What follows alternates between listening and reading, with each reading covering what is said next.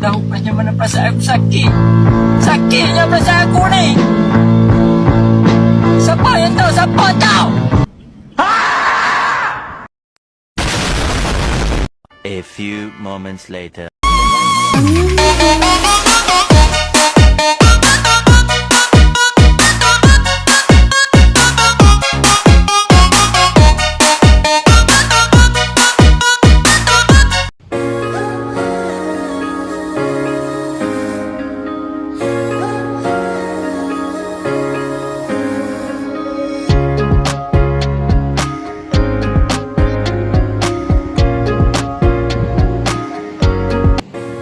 Assalamualaikum warahmatullahi wabarakatuh. Perkenalkan, nama saya Nur Hasana dengan NIM 2302060044 dan saya Rusdayanti dengan NIM 2302060043. Baik, di sini kami ingin menjelaskan materi kami yang berjudul aspek-aspek epistemologi dalam kajian ilmu pengetahuan.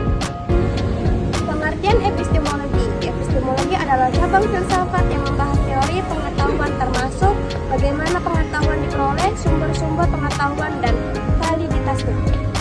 Adapun epistemologi menurut para ahli, yang pertama, Soekarno, yang mendapat bahwa epistemologi membahas proses pembentukan pengetahuan secara ilmiah. Menurut Ibnu Thomair, epistemologi sebagai cabang filsafat yang mempelajari pengetahuan manusia secara mendalam, termasuk upaya untuk memahami asal-usul dan batas-batas pengetahuan.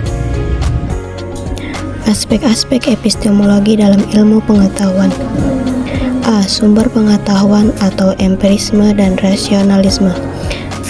Salah satu aspek epistemologi yang penting dalam ilmu pengetahuan adalah bagaimana sumber pengetahuan diperoleh.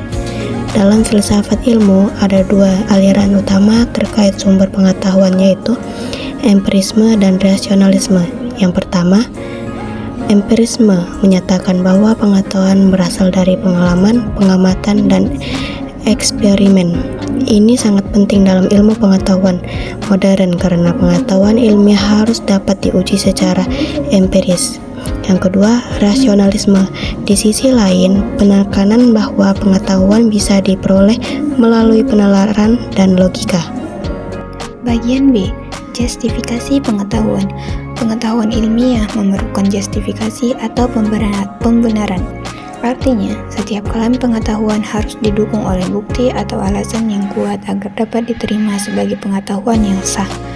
Proses justifikasi biasanya melibatkan pengujian hipotesis melalui metode ilmiah, termasuk pengamatan, eksperimen, dan analisis data. Bagian C.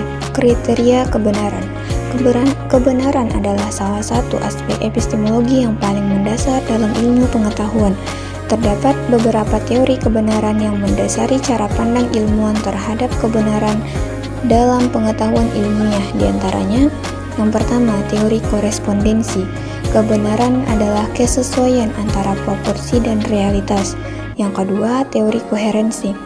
Kebenaran adalah konsistensi antara satu pengetahuan dengan pengetahuan lain yang sudah diterima. Yang ketiga, teori pragmatisme.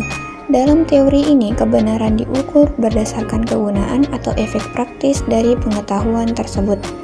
Jika suatu teori atau konsep dapat digunakan untuk memecahkan masalah nyata atau menghasilkan prediksi yang tepat, maka teori itu dapat dianggap benar. Bagian D. Metode ilmiah sebagai alat epistemologi. Metode ilmiah adalah aspek sentral epistemologi dalam ilmu pengetahuan.